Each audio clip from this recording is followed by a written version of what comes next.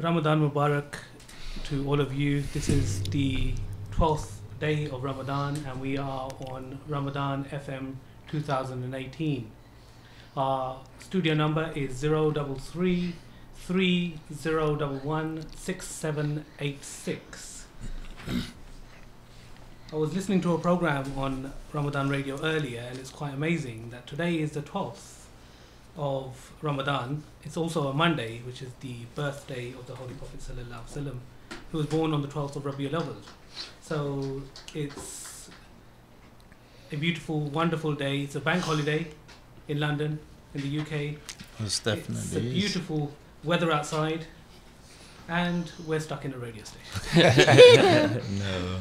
And I have with me some special guests this afternoon. I have Anthony, from Harp, who's been presenting his own radio station, and we'll ask him in a few minutes how he coped on his first day. I have John Grant, who's also from Harp. We have some young, very wise people. Georgina Lewis, who's 7, and Maya Grant, who's 7, and we'll be meeting up with someone in the next half an hour called Paula Oliveria. Yes. So first of all, congratulations to both of you for presenting your first program. How did it feel? Wow, you know what? It flew by, didn't it? It absolutely flew by. We had so much fun with it, and I enjoyed it. What about you? Yeah, I was quite surprised. Really? To see myself answering questions and talking, and seeing myself fidget. Oh gosh, we were fidgeting. We couldn't stop moving. Wow. So was that your first radio stint? Yes. Yeah. Oh, wow. I think the next time, John, you've got to be on this side. There you go. There you go. My questions are yeah. Oh, wow, that would be good. It is very, very important. And I think because being on this side, you learn so much. Yeah, definitely. Yes. Yeah. And I think it gives you lots of good experience. Moving on, I mean, Anthony, one of the things I need to congratulate you on is fasting last week. Yes, cause that was an experience, as I like to say. Definitely, you gave me the chart, didn't you, when sun rises and sun sets, yes, didn't you? Yes. So I remember it was like 3 o'clock that morning, and I wasn't actually hungry at the time. Okay. But I thought I need to get something in me because I'm going to go 18 hours without eating. But as you can imagine, being homeless, there's been times when I've gone 24 hours or longer without eating. But the thing is, where it's a self-discipline, it's about self-discipline, and so many people was actually congratulating that I was doing it, and they were giving me food and for me to eat afterwards. That's when you start to notice and smell food. That's when you start to notice that, oh, can you smell that coffee? Coffee was the first thing I smelled that morning, and I have to have my coffee in the morning. Yes. And straight away from the kitchen, all I smelt was coffee coming through, and it smelled so good. It smelled amazing. Your senses become much more heightened. Yes. Yeah, definitely. But yes, I managed to get through the 18 hours. I made a video diary of it all, and but the problem was I ate loads of food at 9 p.m. I finally sat down to eat. I had kebab, I had fruits, I had dates, I had drinks, I had all sorts of things, and I ate it all at once. Wow. So it was all the sugar and all the protein, it all hit my body, and I'm diabetic, you see. Okay, wow. So it had a really negative effect on my body, which was I got cramping and inflammation in my feet, like my legs swelled up a bit. Yeah. And it lasted about an hour, and I was in severe cramping pains for a bit. So it made me think, I mean, how many people out there that fast at this time of year for up to 30 days and they suffer from some sort of medical condition? Yes. Like, how does that affect them, and what do they do to actually combat that? So it was an experience. It was definitely an experience, and it gives you an insight into how other people live and their traditions and stuff. And it's not as easy as people tend to think it is. Well, let me congratulate you again, because first of all, you're a diabetic. Normally, the situation with regard to people who are ill, they don't have to fast. They can actually compensate that fast by feeding the poor. Okay. So it works out roughly about £5 to £6 a day as they pay for each of the fasts that they miss. So for 30 days, Yeah. You're paying £5 or £6 per the day. So Okay. it can work out. Yeah. It is quite important because obviously the idea really is that you don't want to put yourself into too much hardship with regard to your health. Yes. Because health obviously comes first, and that's very, very important. Yeah. But good on you to actually do it and actually put yourself in the feet of the Muslims and see what they go through. Exactly. It's not easy. Exactly. Yeah. Yeah. Yes. And some of the things we always talk about is actually to resonate and try to understand what people in difficult countries or difficult times, even today, there's plenty of people who do not have access to clean water. That's true. Or food. And for them, Ramadan is not a monthly thing, it's a daily thing. Yeah. And they have to live through that. And that's why Ramadan is important, or one of the aspects why Ramadan is important to the Muslims, is to actually try to see what that person feels like, try to put themselves in their shoes, and to see what they suffer. Yeah, definitely. When you put it like that, definitely puts a different spin on things, because there's people that's actually out there that go through Ramadan all year round, don't they? Yes. You know, we have Muslims in our place. Yeah, that's you correct. Could always learn from them and but everything. So that's what. That's the thing that I'll try to express as well. As a community, we live alongside each other, but we don't actually know what people go through. You know, they literally living right next door to us, but you don't know they fast, and you don't know the hardships they go through. And as a community, we need to start looking to the people to the left and right of us and starting to understand each other a bit more. I mean, sorry, I'm going to bring Georgina in here. You have a friend named Abraham, don't you? Ibrahim. That's correct. And I remember once you invited her to his party. Yeah. And he couldn't come because he was fasting at the time. Oh wow. Yeah. Okay. And I remember at the time you thought, why wasn't he coming to your party? What was it you was thinking? I was thinking, why wasn't he coming to my party? Because a couple of months before that, it was my friend Harris's party, and Ibrahim went to his party. So I was thinking, why? Well, okay, so exactly. So so she's thinking, hold on, he's my friend. He hasn't come to. He went to my other friend's party, but didn't come to my party.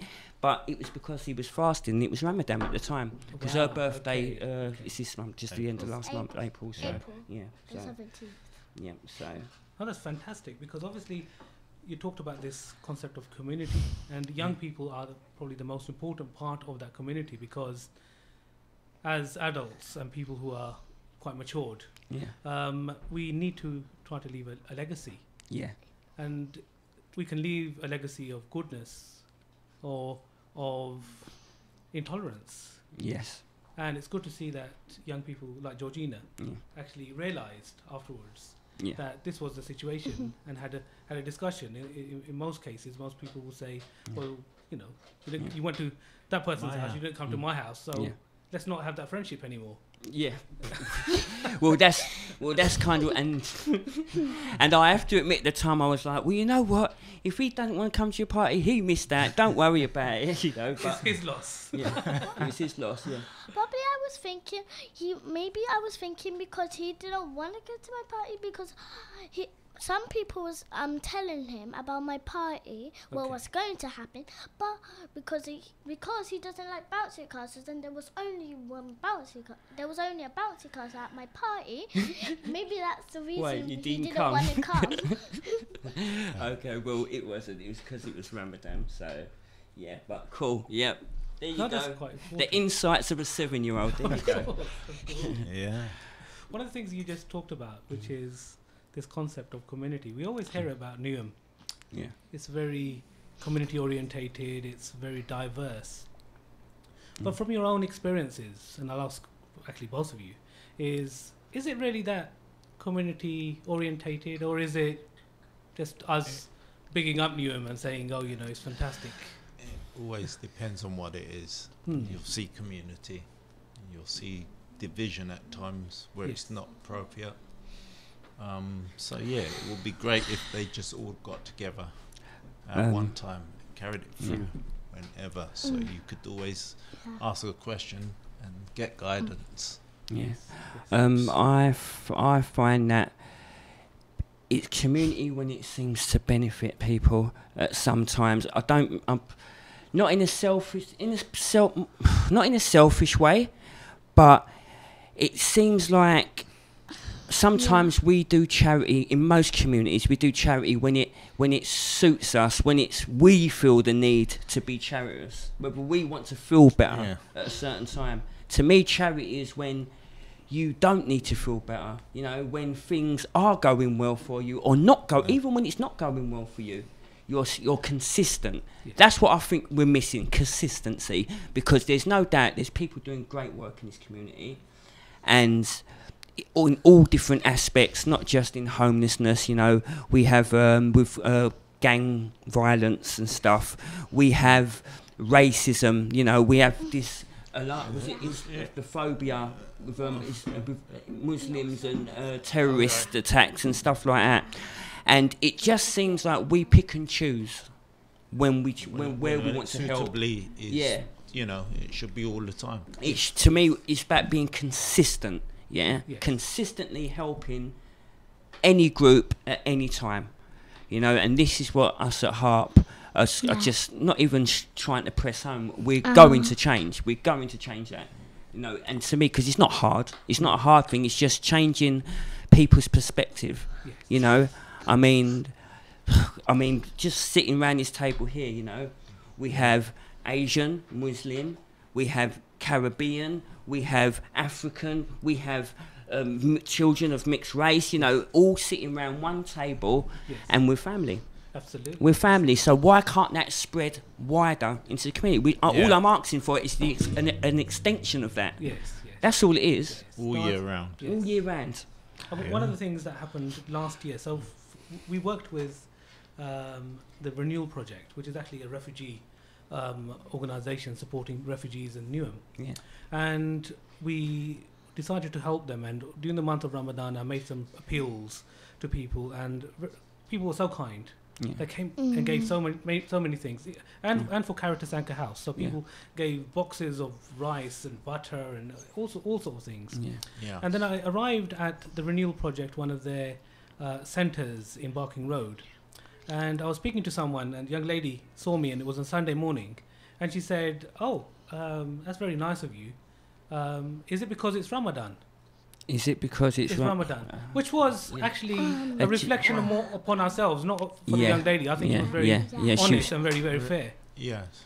And the question then arose to my mind, which Anthony, you just alluded to earlier, is perhaps it's time, particularly as a Muslim and for Muslims, and you know, we're on the Muslim channel, to talk about and think about why is it that Muslims and their sort of their peak at the month of Ramadan, their giving becomes, we need to give everything during the month of Ramadan, as if the other 11 months doesn't matter. Yes. Okay. And like I said, I don't want to take away from anybody that does anything at any time, because we all got lives to live, we've all got families, you know, to look after and that, and you know, the way this world is these days, it's hard to make ends meet, and I get that.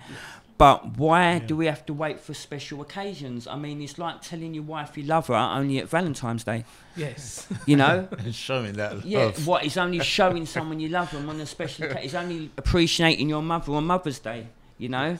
Like, why do we have to wait for a special occasion before we deliver the help that we know and can be doing anyway? So it's trying to get that all year round support. It really is. And I think because if you're looking at your organisation, which is HARP, and you start assessing your everyday activities. So, for example, you're meeting people who are homeless in the street. Yeah. Okay, you can't sort of decide, well, you know, it's not homeless week or anything like that. Yeah. So we want to do it for the refugees. Oh gosh, if that was the case, we'd be in trouble, wouldn't we? Yeah, can't help you today.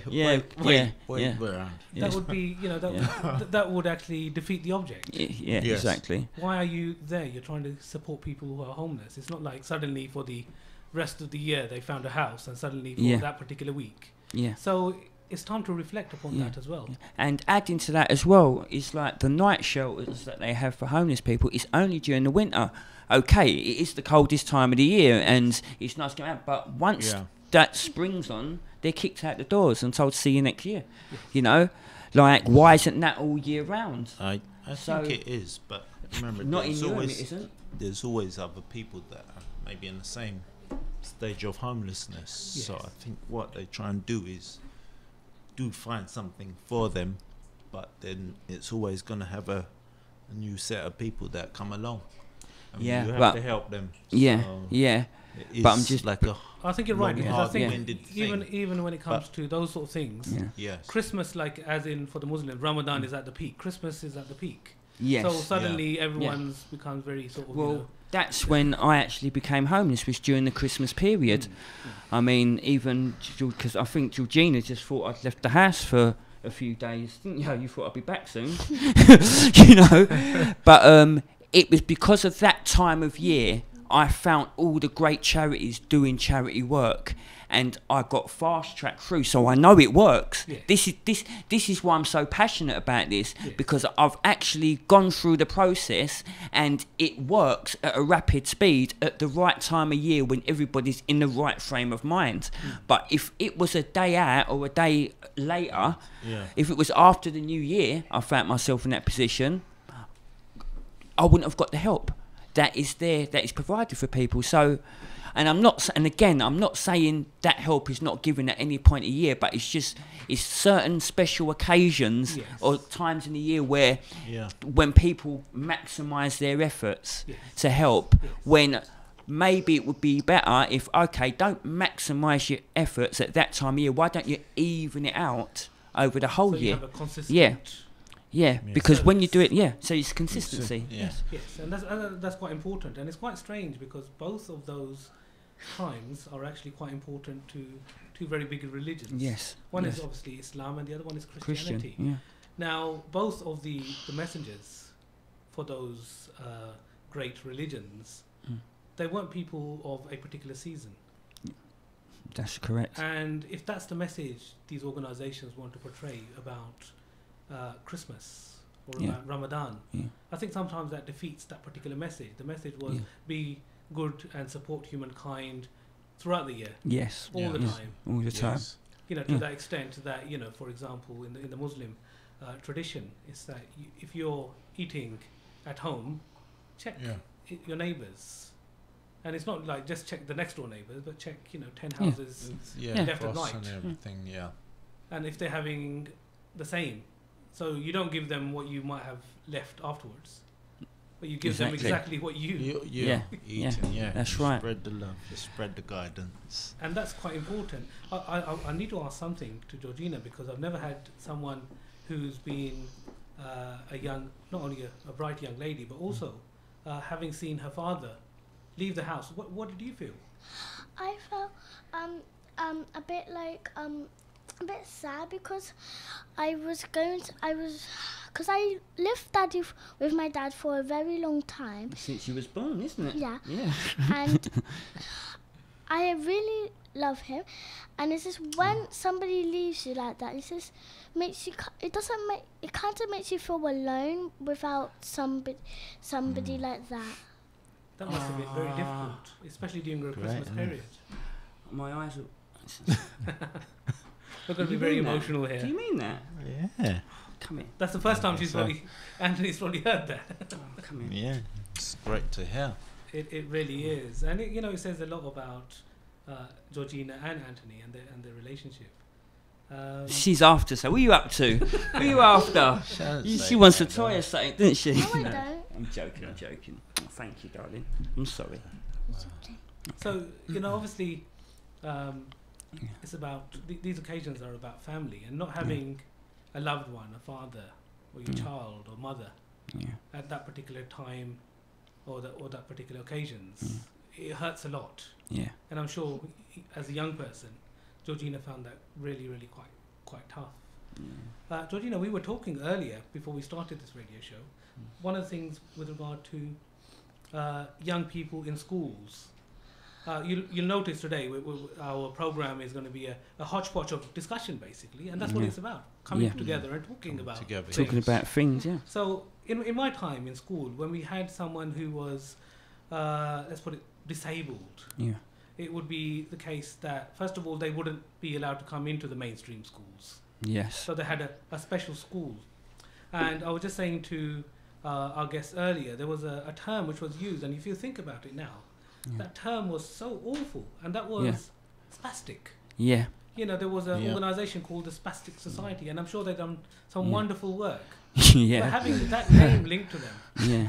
So Georgina was talking about people who probably identified as autistic within the schools.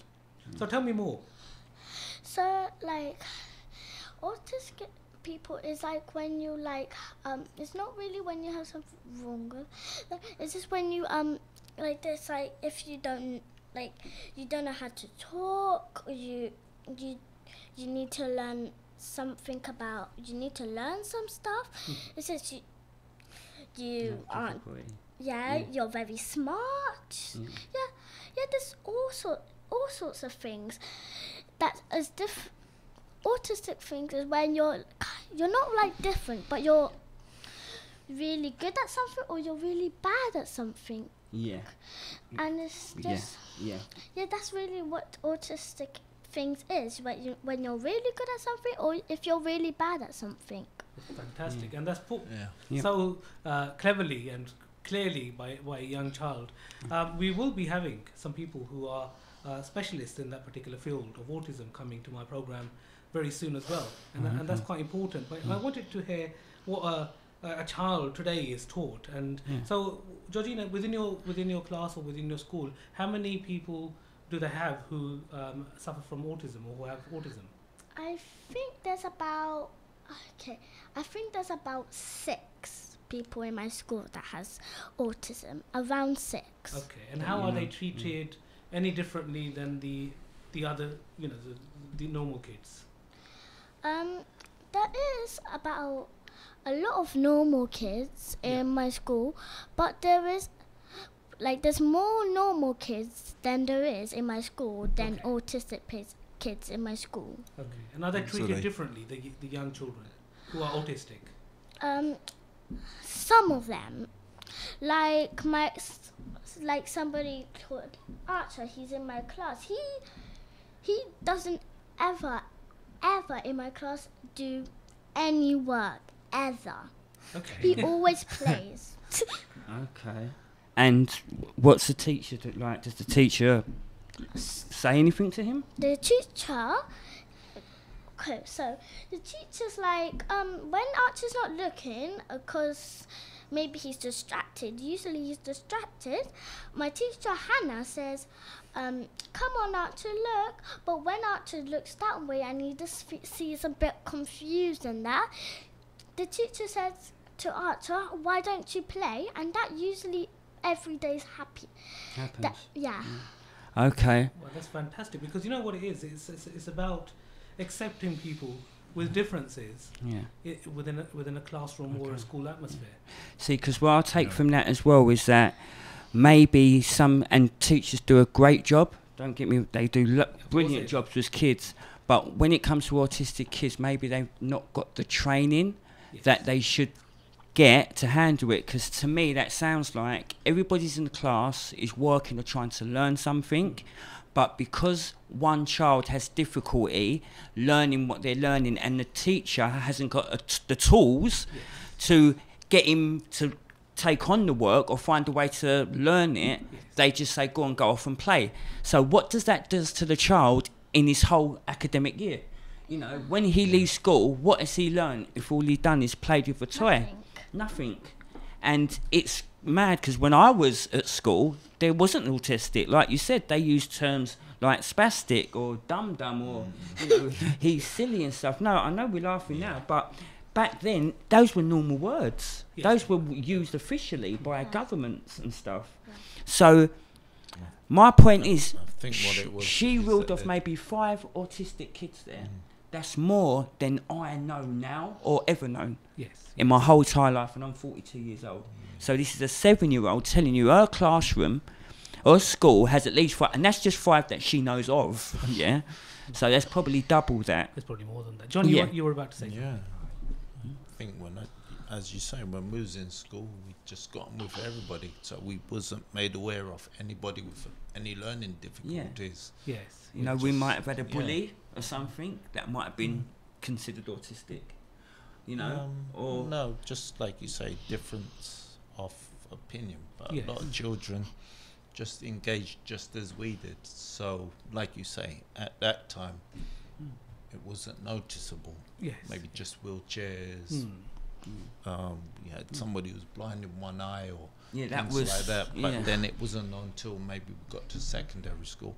Then we had a place next door to us. Okay. So that gave us the tools and the necessarium to maybe see it so much.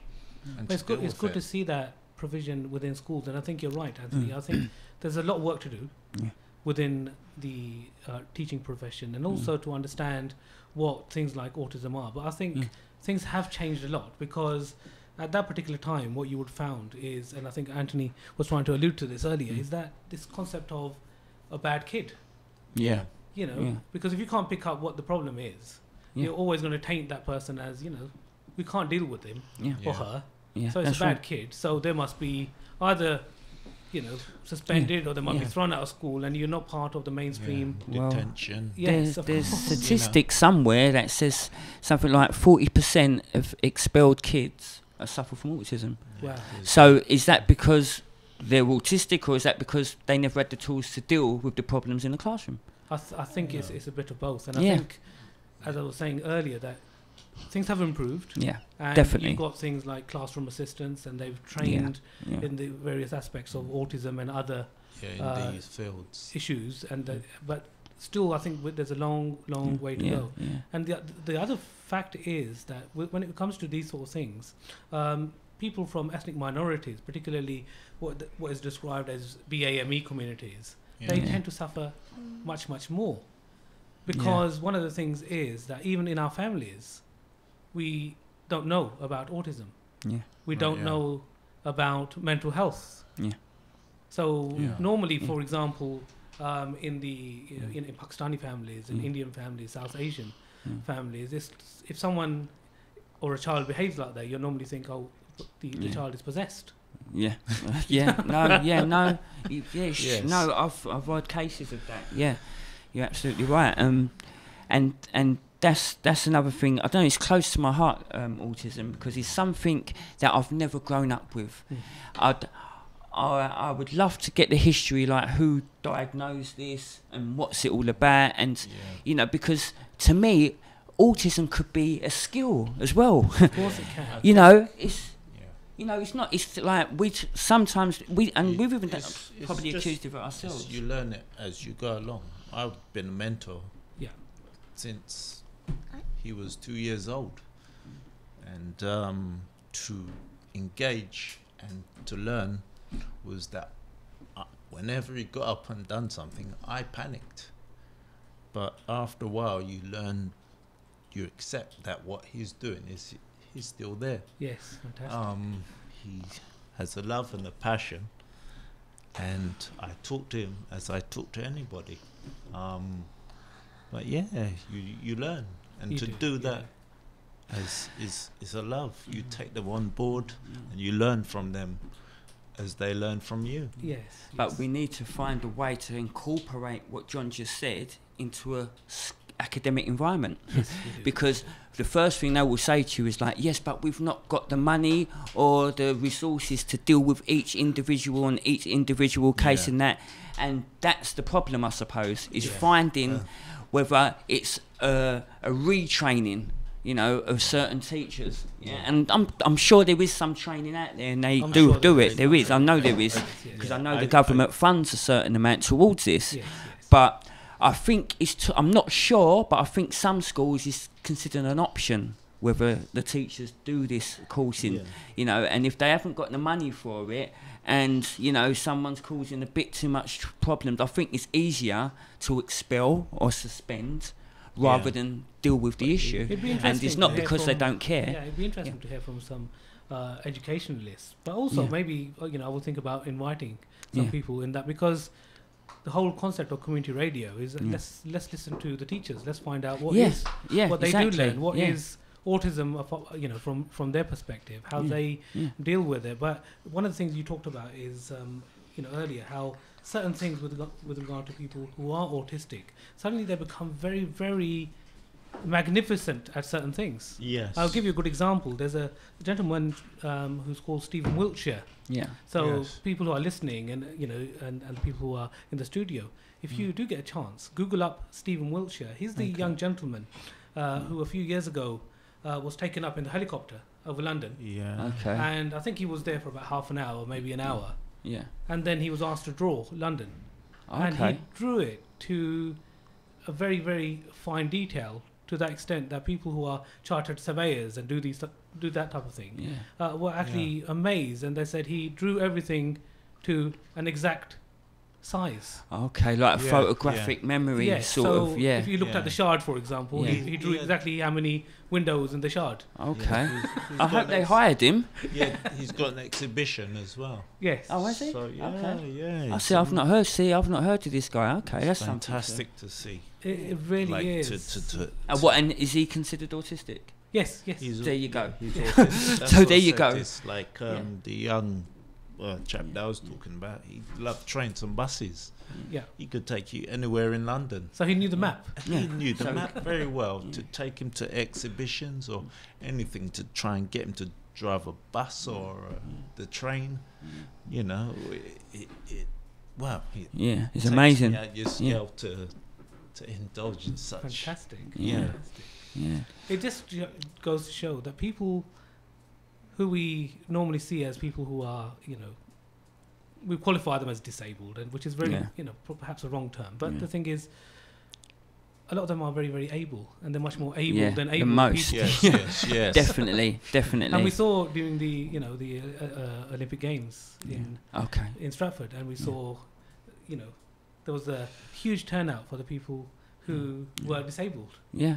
I went to the Paralympics, didn't I? I went to that as well. That was amazing. There were so many categories. I can imagine. So many categories. Like, I watched the 100 metres and I thought, oh, right, that's the 100 metres. And then there was another 100 metres. And I'm like, oh, okay. And then there was another. But then you got certain different disabilities doing the 100 metres. Wow. So there was about a good 20-odd different 100-metre sprints with different... Some was like partial sighted, and with different abilities. Yeah, different abilities and that. Yeah, but that was amazing. That was really entertaining. Yeah, and I think that actually sums up what we were talking about earlier with regard to community. Yeah. Now, giving the opportunity for people to excel. Yeah. And reach the sky. Yeah. Definitely. To anyone in the community, doesn't matter if you've got a disability, doesn't matter if you from a different background. That's probably quite true of Neom and where it wants to reach. Yeah. Which moves me forward to something quite important. I recently went to a meeting with the mayor. Oh, the mayoress. The mayoress. Yet to meet the mayoress, but I'm working my way slowly towards her. By the time I get there, I hope she knows a lot about me. I'm sure she will. So one of the great things she's doing is she's looking at a citizens' assembly. So people like your good self, and myself, and Minhajul Quran Community Radio are part of that citizens' assembly where we can actually come up with ideas and talk about what is important to us and what the community is suffering. And it seems quite a wonderful thing that the mayor in our local area has decided that she wants to hear the voice of the people. Yes, that's very rare, because normally they say all that before they get voted in. And then once they get voted in, then they start to back away from most of the policies that they said that they were going to originate. But it seems like she's the real deal, doesn't it? It actually looks like she's the real deal. She has to prove herself for the first number of years. But having this meeting was quite eye-opening. And one of the things she did say is that she has this power of veto. Obviously, the mayor, and I think previously Robin Wells perhaps used it quite a lot. Yeah, This power of veto, where he can actually decide to override people, and she's actually taken that away. Yes, that's what attracted me to the whole story, was the fact that she's taken away the decision to make the final decision on matters. Okay. Yeah. So normally when there's a big argument or a disagreement within council that, oh, we wanted to build this, oh, we can't build that, normally the mayor would have the final say, wouldn't they, and say yes, we're going to do it or we're not. Yeah. She's taken that right away so the people could have it. Yes, and I think John's absolutely right as well. I think what you need to do is we'll see over a period of time. Yeah. But the early signs are very, very good. Yeah. And on behalf of Minhaj al-Quran, we obviously congratulate Roxana Fiaz for becoming the mayor. Yeah. But we're here as community organisations such as HARP, as Minhaj, and also all the other people that we do get on here. We're here to support her. Exactly. We're here to work definitely. Exactly. Yeah. And that's very, very important. In charge of annual. There's been a few changes, especially even in our establishment.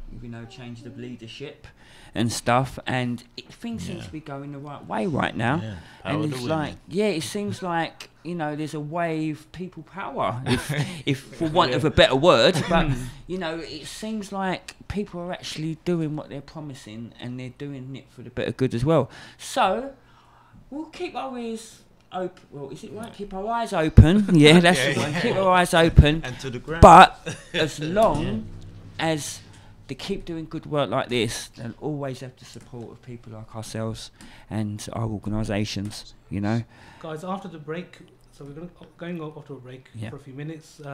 We'll be joined by another person called Paula Oliveria, and we'll be continuing our discussion. If anyone wants to ring in, please do ring in on 0333 011 6786. All your requirements based on Rumford Road in London for our last 10 days Umrah package, please call us on 0208 478 8911. Ramadan FM 2018, the voice of British Muslims. MR Accountants provide a full range of accountancy and taxation services, including annual and management accounts, self-assessment, tax returns, VAT, bookkeeping and payroll services to all different types of businesses. With our in-house chartered accountants, you can be guaranteed to save money. Contact us now on 0203 432 9138. कितनी बार कहा है कि घर को साफ रखा करो, मैं तो थक गई हूँ सफाई कर करके। उफ, ये कॉकरोच, चूहे, कीड़े मकोड़े घर में घुस आए हैं। कहाँ जाऊँ, किसको बुलाऊँ? माँ, बहन, बीवी और बच्चे, किसी को भी इंसेक्ट्स नहीं लगते हैं ये अच्छे। So don't worry, I'll call City Pest Control. Deal with cockroaches, mice, rats, bed bugs, fleas, flies, all types of insects and rodents. 0203 633 0080 or 0770 279 8808. www.cpestc.com. City Pest Control, large enough to cope, small enough to care. All our technicians are British Pest Control Association qualified, and we are regulated by the Royal Society of Public Health. This Ramadan, visit Al Akbar's for all your meat and poultry needs.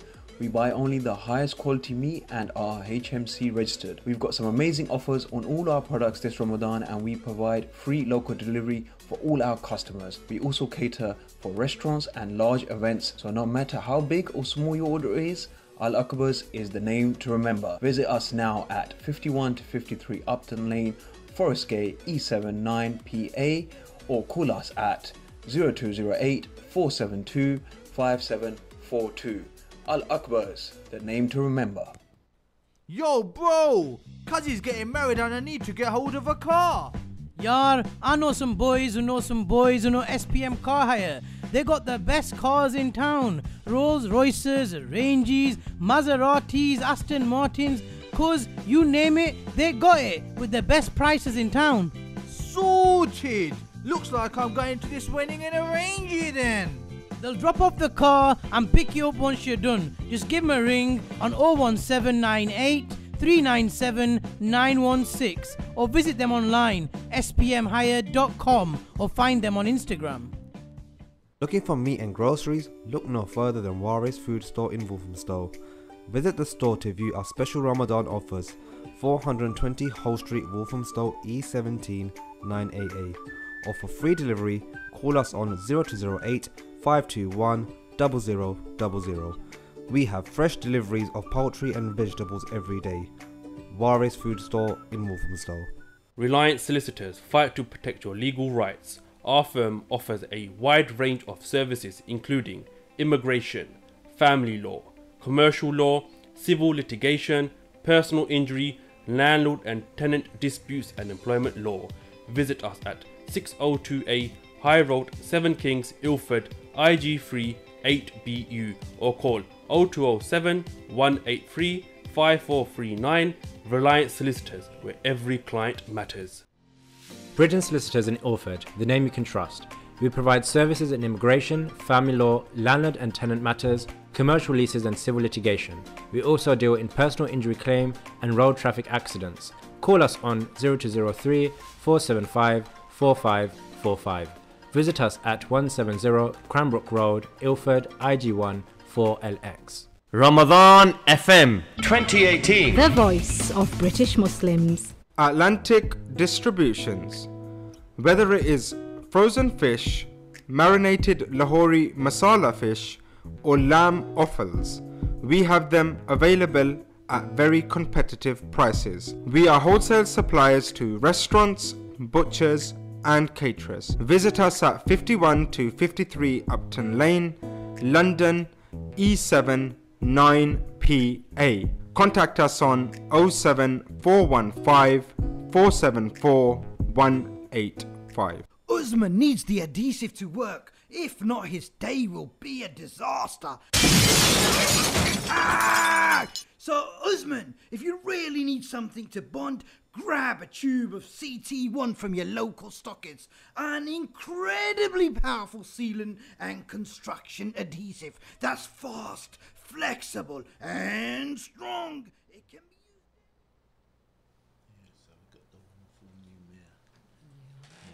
Assalamu alaikum wa rahmatullahi wa barakatuh, and welcome back to Ramadan FM 2018.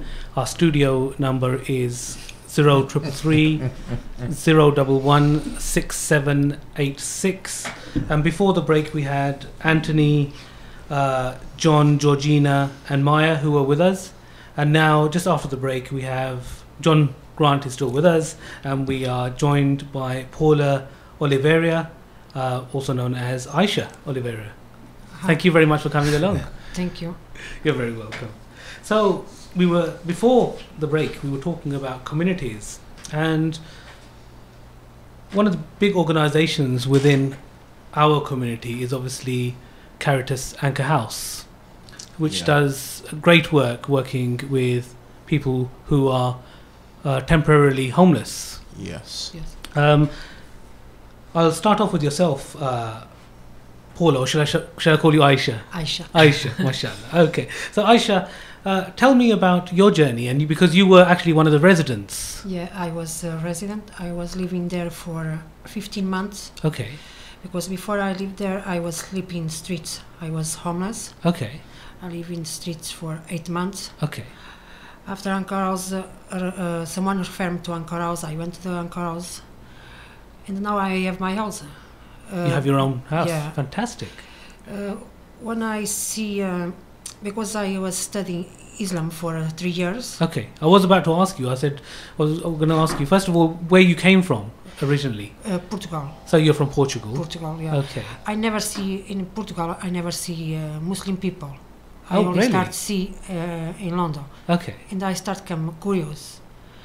And I start read, but sometimes the internet is not good. Okay. And I try find the Portuguese Quran, and I start read, and I say no, I'm going to start study more. Did you find a Portuguese Quran? Yeah, I find. Okay. And I say no, this is what I believe. And this one, I was in an Anchor House, and I asked 2 Muslim people, my brother and my sister, and I asked her, please, you come to mosque with me because I'm scared. Okay. Because I want to refer. And they say, you want to come Muslim? Yes. Oh, they was happy. Okay. because I never spoke about religion for Nauhan. And quickly was in Ramadan last year. Okay. And quickly I say I want to be Muslim. Fantastic. And you were, at the time, you were a resident at Anchor House? Yes, I was a resident. For everyone was because they see me. I didn't say anything to no one, key-workers or friends. I didn't say no one. Okay. And the next day I start dressed like a Muslim, and they start look, or you marriage, or you know. You married a Muslim man, and that's what they thought. Yeah, I say no. It had been over a period of time. Yeah. You know, so. He knew me before I became Muslim, and he saw me after I became a Muslim. Yeah. What was the young lady known as Paula compared to Aisha that you saw become Muslim? I think everybody, like you say, everybody comes to Anchor House for different reasons, and to kind of accept people. Yes. As you say, the community and everything. So it was really good to see, and so forth. But yeah, it was, great and fulfilling. Okay, so it was over a period of time. Okay, so it wasn't like that you guys knew. Aisha has now reverted, or is it something that you guessed she might, because she might have had a discussion with you in the past?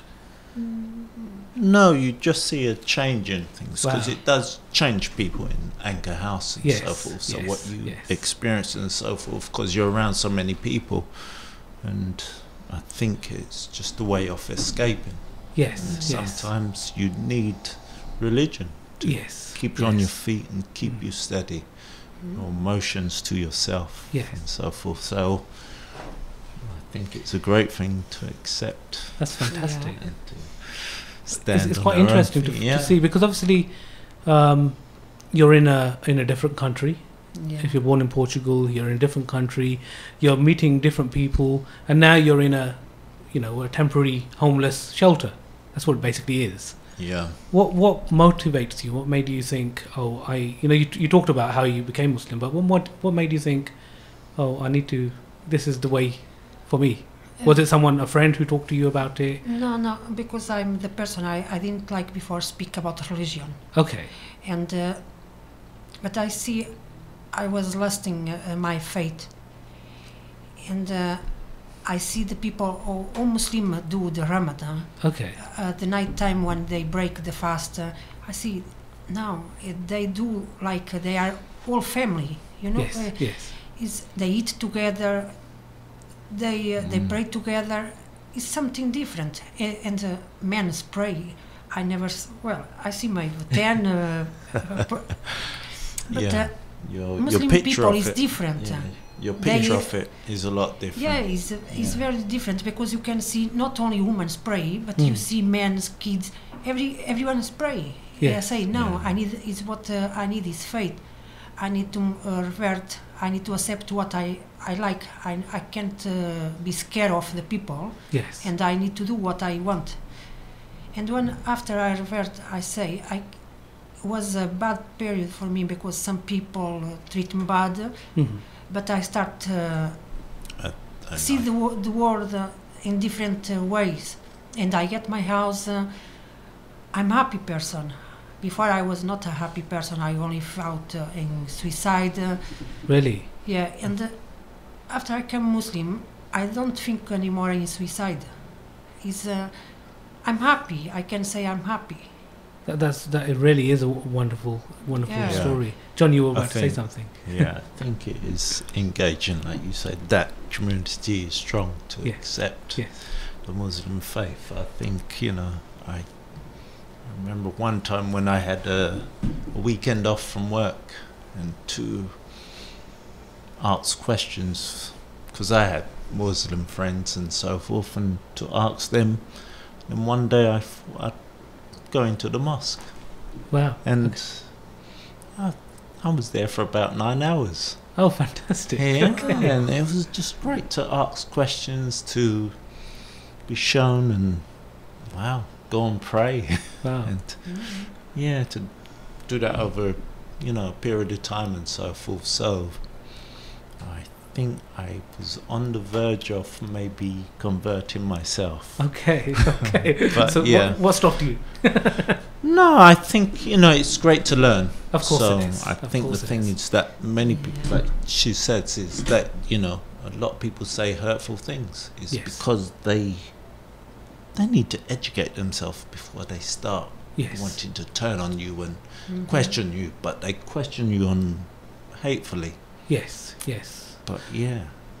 No, obviously, I mean, Aisha's talking about how difficult it was.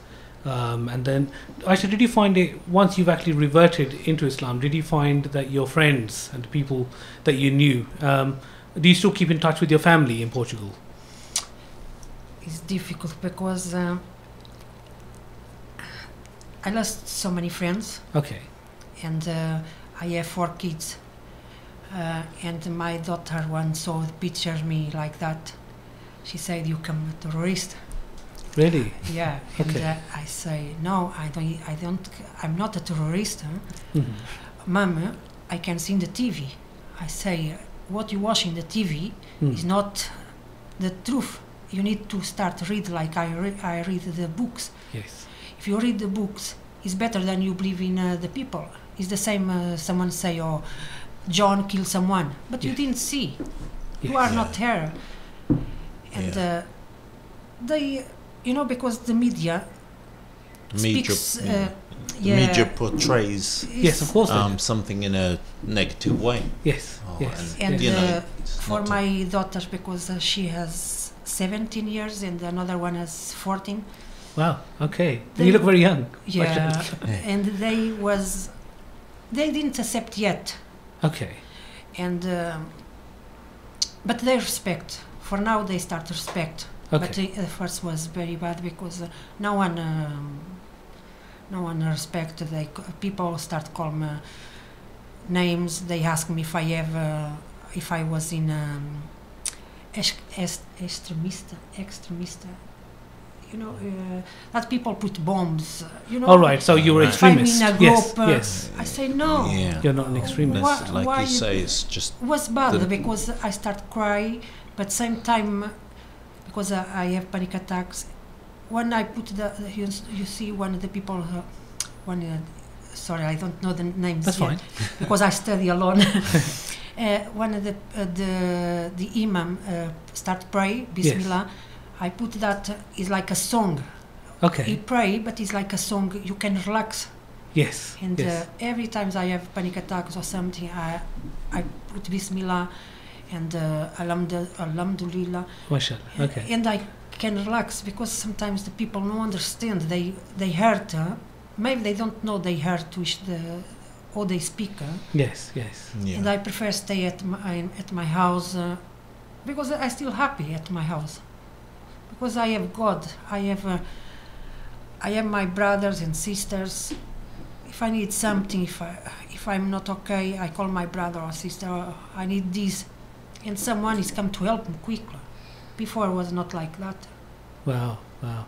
You've just described something which is, you'd probably call it a spiritual journey that you've gone through, and even after the journey, you've come through a lot of difficulties because people's perceptions, perhaps for the right reasons or mainly for the wrong reasons, of Muslims are such that they are going to taint you with certain words and certain like phrases. you say, it's movies, it's the media, it's everybody, and then they try and portray you in a negative way. Yes. So it's like to be questioned about that, as you've just enhanced in that, it's very negative. So that's what I say, everybody who's saying this needs to be educated in their negativity. Yes. And I think it's very important for community organizations such as the ones you guys work for, also Minhaj, to play a very, very big part in actually working with people who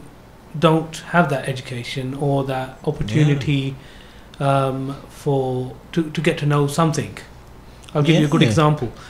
Within Minhaj, for example, we started working with Caritas Anchor House, and for a lot of people, that's the first time they've ever met people who have been temporarily homeless. So they've never met a homeless person. If you ask them, what does a homeless person look like? They'll probably describe someone they've seen in the street.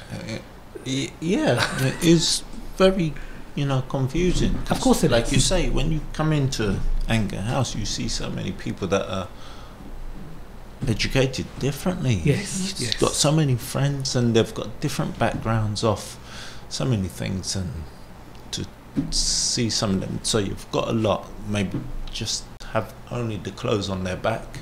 A lot of them have luggage and so forth, but to carry that all around with you and everything. So you get a difference of homelessness, but a lot of it you don't see. Yes, there. Absolutely. And So- turning that around is probably quite important that organisations, particularly faith organisations, I think they need to play a bigger part to actually highlight what they're about as well. Yeah, So other definitely. organisations, schools, perhaps at a very young age, engaging with your local mosque, your churches, to find out what these people are about. Because exactly as you pointed out at Caritas House, you come along to a mosque, and you might have the perception, these people all look the same, they're all terrorists. You come along, and then you realise, actually, there's all walks of life here, all ideologies. Yeah. There's some very rich people, and there's some very, very poor people, and some very rich people by heart, and some very, very poor people by heart.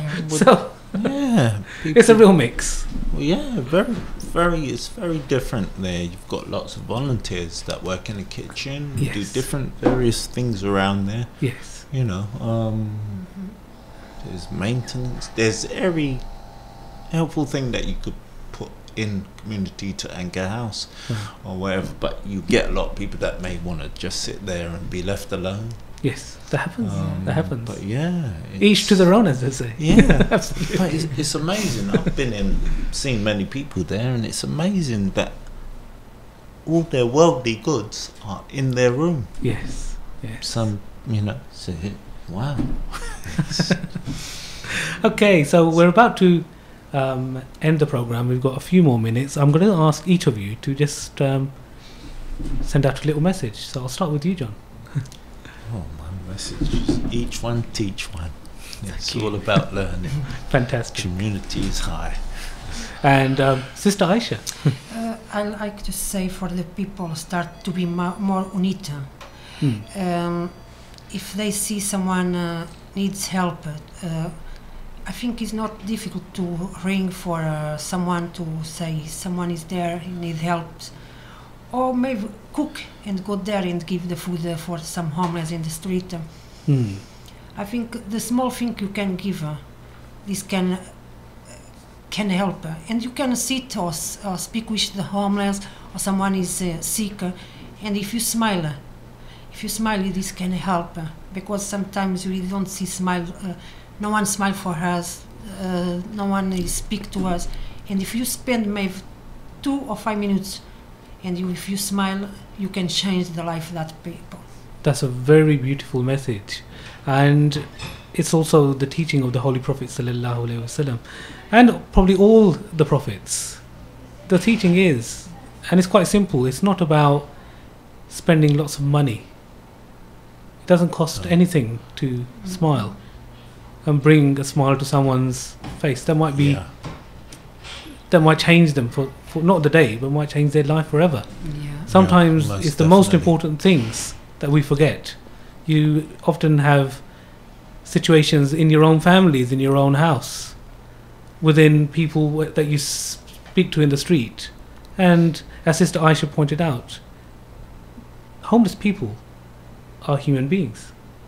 And they're just like you and me. Just like you and me, when we see a person smile at us, we tend to smile back. And that makes our day. And if someone goes a bit beyond that smiling and says something nice, you probably remember that for the rest of the day, and that'll make your day. Gives you that bounce in your step. You got that bounce. Doesn't matter who it is. Definitely. And let's build a lot of bounce in our community. So I thank you very much for listening to the Community Hour. You were listening to Ramadan Radio FM 2018. Thank you very much. Assalamu alaikum wa rahmatullahi wa barakatuh.